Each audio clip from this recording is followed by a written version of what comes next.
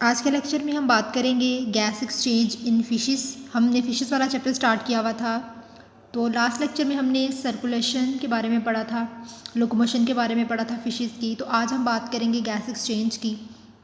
तो वाटर की अगर हम बात करें तो वाटर में तकरीबन 2.5% ऑक्सीजन होती है, ठीक है, देन इन एयर, ठीक है। वाटर में ऑक्सीजन की अमाउंट जो है कम होती है, therefore less amount of oxygen is available to fishes. क्योंकि पानी में ऑक्सीजन की अमाउंट कम है तो फिशेस के पास जो है ऑक्सीजन बहुत कम होती है, लेस अमाउंट होती है ऑक्सीजन की, तो उनमें बहुत सारी अडेप्टेशंस हैं। अब वो क्या करती हैं, इस ऑक्सीजन की कमी को किस तरह से पूरा करती हैं। फिशेस जो है they must pass large quantity of water across Gill surface, यानी कि ये बहुत ज़्यादा अमाउंट में अपने जो गिल्स हैं वहाँ से पानी को गुजारती हैं, ठीक है, वहाँ से पानी को पास करती हैं। बहुत ज़्यादा पानी पास करने के बाद इनको बहुत स्मॉल अमाउंट में ऑक्सीजन मिलती है, ठीक है, यानी कि बहुत ज़्यादा अमाउंट में ऑक्सीजन को बहुत ज़्यादा अमाउंट में पानी को गिल से पास करती हैं, देन फिर ये बहुत मिनिमम अमाउंट में ऑक्सीजन को उस वाटर से एक्सट्रैक्ट कर सकती हैं, ठीक है। उसके अलावा ये बहुत सारे और मैकेनिज़म्स को फॉलो करती हैं इंस्पायरेशन और एक्सपायरेशन के लिए। अब वो कौन से मैकेनिज़म्स हैं, अब यहाँ पे बताया हुआ है पंपिंग मैकेनिज़्म है, रैम वेंटिलेशन है, नेक्स्ट उसके बाद स्पायरिकल्स के बारे में बताया हुआ है। अगर हम पंपिंग मैकेनिज़्म की बात करते हैं तो यहाँ पे बताया हुआ है कि कुछ फिशेज़ हैं जिनका जो है पंपिंग मैकेनिज़्म है, मस्कुलर पंपिंग मैकेनिज़्म। ये क्या करती हैं, किस तरह से काम करती हैं कि it moves the water into the mouth and pharynx and over the gills, यानी कि ये पानी को किस तरह से पास करती है, माउथ से फेरेंक्स में एंड देन उसके बाद गिल्स में भेजती हैं, ठीक है, और फिर आगे गिल्स में जो ओपनिंग है वहाँ से पानी बाहर निकल जाता है, ठीक है। अब जो मसल्स हैं फेरेंक्स के अंदर, muscles of the pharynx and opercular cavity power this pump, यानी कि ये काम कौन करवा रहा है, जो अपर्कुलम कैविटी है या इसका जो फेरेंक्स है उसमें जो मसल्स हैं वो इसमें हेल्प कर रहे होते हैं, ठीक है, इस पंपिंग मैकेनिज़्म में। नेक्स्ट है रैम वेंटिलेशन। अब ये जो रैम वेंटिलेशन है ये एलास्मोब्रैंक्स के अंदर होता है, या फिर हम ओपन ओशन बॉनीफिशेस जैसे कि ट्यूना की बात करते हैं। एलास्मोब्रैंक्स में स्केट्स आती हैं, शार्क्स वगैरह आती हैं, ठीक है। रैम वेंटिलेशन ये MCQs या शॉर्ट में अगर आपसे पूछा जाए रैम वेंटिलेशन किसको कहा जाता है, तो रैम वेंटिलेशन हम कहते हैं कि जिसमें फिशेस अपना मुंह खोल के स्विम करती हैं। The fishes keep their mouth open during swimming, यानी कि ये स्विम करते हुए अपना मुंह खुला रखती हैं, ठीक है। इस तरह के जो प्रोसेस है, इस तरह का जो मेथड है वो रैम वेंटिलेशन कहलाता है। अब आगे बताया हुआ है कि जो एलास्मोब्रैंक्स हैं इनके पास अपर्कुला नहीं होता फॉर पंपिंग वाटर, ठीक है। अब इनके पास अपर्कुला नहीं है, इसलिए ये जो शार्क्स वगैरह हैं ये हमेशा पानी में मूव करती हुई नज़र आती है, ठीक है। अगर क्वेश्चन आपसे पूछा जाए कि why sharks must keep moving to survive, कि why sharks must keep moving to survive, तो इसका आंसर ये है कि elasmobranchs do not have opercula for pumping water, therefore sharks must keep moving to survive. तो इसलिए हमें हमेशा पानी में शार्क्स जो हैं वो मूव करती हुई दिखाई देती हैं, क्योंकि उनके पास अपर्कुला नहीं होता। क्योंकि अपर्कुला हो तो इसमें जो है प्रेशर जनरेट हो सकता है, ठीक है, तो अब इसके पास अपर्कुला नहीं है तो इसलिए ये हमेशा मूव करती हैं। थर्ड पॉइंट क्या बताया हुआ है कि जो एलास्मोब्रैंक्स हैं, कुछ एलास्मोब्रैंक्स के पास गिल बार्स होते हैं, ठीक है, विद एक्सटर्नल फ्लैप्स, ठीक है। अब ये गिल बार्स क्या हैं और ये एक्सटर्नल फ्लैप्स क्या हैं, हम इसकी बात करते हैं कि जो फ्लैप्स हैं they are closed and form an opercular cavity like other fishes, ठीक है। ये फ्लैप्स जो हैं ये एक जिस तरह बाकी फिशेस में अपर्कुलर कैविटी होती है उस तरह ये क्या करते हैं कि ये क्लोज्ड होते हैं, ठीक है, एक जिस तरह एक स्किन फोल्ड्स होती हैं, ठीक है, कवरिंग, बेसिकली फ्लैप हम कहते हैं कवरिंग, ठीक है। तो ये क्लोज्ड होती हैं और बिल्कुल एक अपर्कुलर कैविटी बना देती हैं, जिस तरह के बाकी फिशेस में अपर्कुलर कैविटी होती है, ठीक है, गिल्स के क्रॉस। तो इस तरह से ये फ्लैप्स जो हैं ये क्लोज होकर अपर्कुलर कैविटी बना देती हैं। उसके अलावा स्पायरिकल्स होते हैं। बेसिकली स्पायरिकल्स हम किस में कहते हैं, ये जब बर्ड्स की बात करते हैं तो बर्ड्स के रेस्पिरेटरी फंक्शंस को जब हम डिस्कस करते हैं, ठीक है, इसका रेस्पिरेटरी सिस्टम, तो उसमें भी हम स्पायरिकल्स के बारे में पढ़ते हैं, ठीक है। अब यहाँ पे बताया हुआ है कि जो स्पायरिकल्स हैं ये फ्रेंजल स्लिट्स की ही मॉडिफाइड फॉर्म है, ठीक है। तो spiracles are modified form of pharyngeal slits, ठीक है। ये कहाँ पर पाए जाते हैं, they are just behind the eyes of elasmobranchs. Elasmobranchs यानी कि शार्क्स वगैरह की हम बात करें तो उसकी जो आँख है, यानी कि ये इसकी आई है किसी भी फिश की, ठीक है, तो इस आई के पीछे कोई भी ओपनिंग जो है यहाँ पे इस आई के जस्ट बिहाइंड हम कहते हैं कि स्पायरिकल्स पाए जाते हैं। उसके अलावा ये काम क्या करते हैं, the spiracles are used as an alternate route for water entering the pharynx, ठीक है। ये फेरेंक्स तक पानी पहुंचाने के लिए एक अल्टरनेट रूट के तौर पर काम करते हैं। अब आगे इसका मैकेनिज़्म है कि गैस एक्सचेंज जो है गिल्स के ज़रिए बहुत एफिशिएंट प्रोसेस है। अब गिल आर्चेस जो हैं ये क्या करती हैं, ये सपोर्ट करती हैं गिल्स को। अब गिल आर्चेस से ही गिल फिलामेंट जो है वो निकले हुए होते हैं, एक्सटेंड हुए होते हैं। अब गिल फिलामेंट के अंदर, गिल फिलामेंट में क्या होता है कि फ्रेंजल लैमिला पाए जाते हैं। अब ये आपको जो है एक पिक्चर नज़र आ रही है जिसमें गैस एक्सचेंज इन फ्रेंजल लैमिला के अंदर दिखाया हुआ है। तो ये भी हम देख लेते हैं। ये फ़िश का मुंह खुला हुआ है, ठीक है, फ़िश का माउथ ओपन है। अब यहाँ पे ये देखें, ये क्या है, यहाँ पर बेसिकली गिल आर्चेस एक बोनी लाइक स्ट्रक्चर होता है, ठीक है। अब यहाँ पे ये जो हैं, ये आपको जो दिखाई दे रहे हैं, ठीक है, ये क्या है, ये गिल फिलामेंट्स हैं। ये आपको गिल फिलामेंट्स दिखाई दे रहे हैं, ठीक है। गिल आर्चेस से ही निकले हुए हैं, एक्सटेंड हुए हैं गिल फिलामेंट्स। अब इन गिल फिलामेंट्स में वाटर फ्लो होता है, ठीक है। अब यहाँ पे आगे आप देखें, इसका मैकेनिज़्म अभी हम पहले पढ़ लेते हैं। अब यहाँ पे बताया हुआ है कि जो लैमिलाए हैं ये क्या हैं, they are vascular folds of epithelium. ये फोल्ड्स हैं, ठीक है, स्किन के फोल्ड्स हैं, ठीक है। वस्कुलर फोल्ड्स ऑफ एपिथेलियम है, यानी कि जिस तरह स्किन के फोल्ड्स होते हैं इस तरह से, उस तरह से फोल्ड्स हैं जिनको हम लैमिलाए बोल रहे हैं। अब यहाँ पे कुछ ब्रेंकियल आर्टरीज हैं जो कि ब्लड को कैरी करती हैं, carry blood to the gills and into the gill filaments. इसके अलावा आगे कहा जाता है कि जो ब्लड है ये ऑपोजिट डायरेक्शन में मूव करता है। ब्लड और जो वाटर है ये दोनों, यानी कि अगर ब्लड इस तरफ मूव कर रहा है तो वाटर इस तरफ मूव करेगा, तो ये दोनों ऑपोजिट डायरेक्शन में मूव करते हैं लैमिलर एपिथेलियम में, ठीक है। देन उसके बाद उनमें गैस ऑफ एक्सचेंज होता है, ठीक है, जो भी एक्सचेंज होनी है गैसेस की वो भी होती है। तो ये जो ऑपोजिट फ्लो है इसको कहा जाता है काउंटर करंट मैकेनिज़्म। तो फिशेज़ में काउंटर करंट मैकेनिज़्म होता है। तो इस काउंटर करंट मैकेनिज़्म की वजह से इनमें ब्लड और जो वाटर है वो मेंटेन रहता है, उसकी कंसंट्रेशन मेंटेन रहती है। अब यहाँ पे आप देखें इस पिक्चर में कि यहाँ पे एक तरफ पानी मूव कर रहा है, ठीक है। अगर पानी इस तरफ को मूव कर रहा है तो ब्लड जो है वो इस तरफ को मूव करेगा, ठीक है। अब ये जो है, ये जो फोल्ड्स आपको नज़र आ रही हैं ये क्या हैं, ये लैमिलाए हैं, ठीक है। फोल्ड्स ऑफ एपिथेलियम है जिसे हम क्या बोल रहे हैं, लैमिलाए बोल रहे हैं। और ये जो पिक्चर आपको नज़र आ रही है ये गिल फिलामेंट को ओपन करके दिखाया हुआ है, ठीक है। उसके बाद यहाँ पे हम कहते हैं कि जब पानी आ रहा है, यानी कि पानी बाहर से बॉडी के अंदर दाखिल हो रहा है, तो उसके अंदर ऑक्सीजन की अमाउंट जो है वो हम कह रहे हैं ज़्यादा है।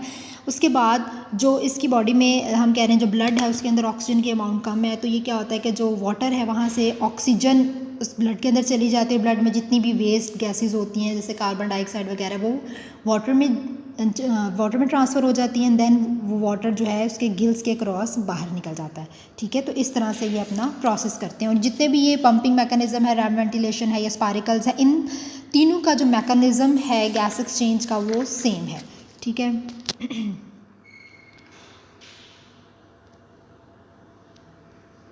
उसके बाद हम बात करते हैं स्विम ब्लैडर और लंग्स की। अब यहाँ पे बताया हुआ है कि जो इंडियन क्लाइंबिंग पर्च है ये अपना ज़्यादातर हिस्सा जो है लैंड पे गुजारती है। अब ये जो फिशेज़ हैं they have gas chambers and it's known as pneumatic sacs. अब इन फिशेज़ के अंदर गैस चैम्बर्स पाए जाते हैं और उन गैस चैम्बर्स को हम कहते हैं न्यूमेटिक सैक्स। अब ये जो न्यूमेटिक सैक्स हैं ये दो तरीके से काम करते हैं। एक तो ये लंग्स के तौर पे काम करते हैं, दूसरा ये स्विम ब्लैडर के तौर पर काम करते हैं। अब यहाँ पे 2 पॉइंट्स के बारे में बताया हुआ है। पहला पॉइंट क्या है कि कुछ फिशेज़ ऐसी हैं कि जो न्यूमेटिक डक्ट हैं ये क्या करती हैं, न्यूमेटिक डक्ट जो है एक न्यूमेटिक डक्ट है जो कि कनेक्ट कर रही होती है न्यूमेटिक सैक को एजोफेगस या फिर किसी भी डाइजेस्टिव ट्रैक के पार्ट के साथ इसको कनेक्ट कर रही होती है। कनेक्ट कौन कर रही है, न्यूमेटिक डक्ट, ठीक है।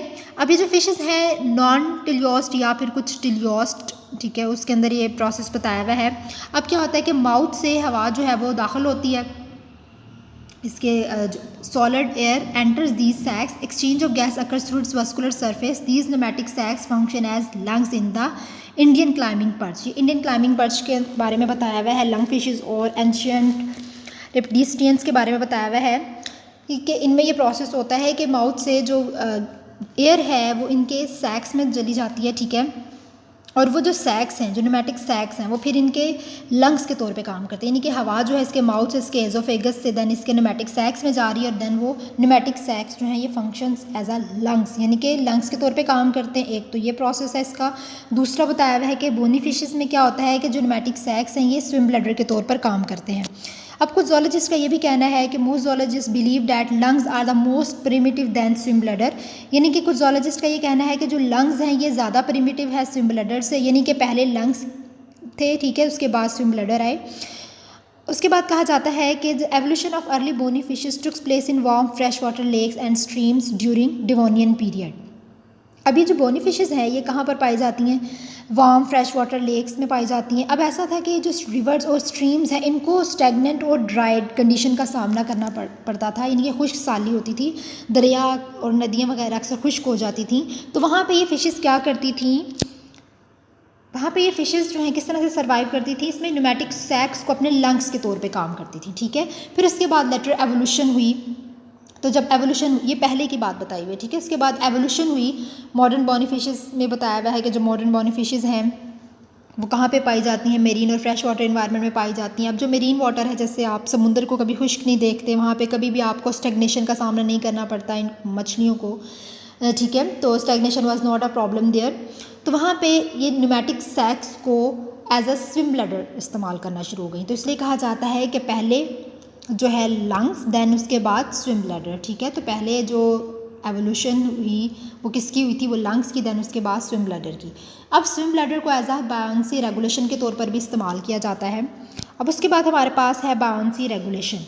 बायोंसी रेगुलेशन हम किसको कह रहे हैं कि the upward force that exert object by a fluid, यानी कि जैसे फिशेस हैं इनको जो पानी है, जो फ्लूइड है वो इनको फोर्स लगाता है और ये मछलियाँ अपवर्ड डायरेक्शन में मूव करती हैं, तो इस चीज़ को कहा जाता है बायोंसी, यानी कि फ्लोटिंग की हम बात करें, मछलियों का जो तैरना है, पानी फोर्स लगा रहा है और मछलियाँ तैर रही हैं।